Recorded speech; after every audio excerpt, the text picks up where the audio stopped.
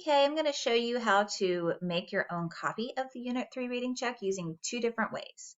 Okay, so you've clicked on the reading check through OMHS, okay, and it's opened up this link.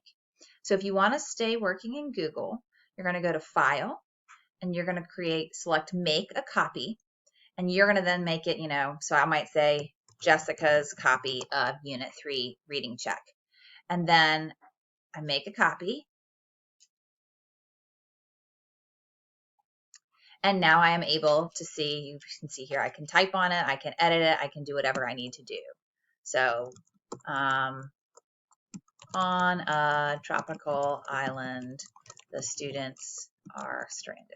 Well, I'd probably switch that around, but that way you can see, you can type on it, you have your own copy. This will automatically save every time you type in it, as long as you're online.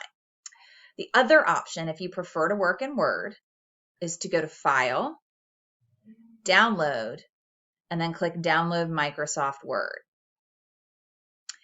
It will then open your download. Well, you have to open your download.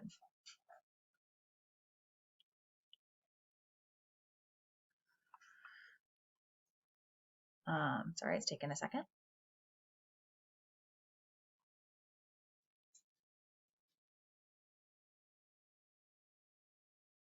So it's opened it in protected mode. So what you need to do first is enable editing. And then whenever you type on it, since you have saved it, it's your own copy, you will just need to then click File, Save As, and then you can save it as Unit 3 reading check or your name's reading check, okay? So let me know if you have any questions. I am here, but hopefully this will kind of show you how you can access these documents.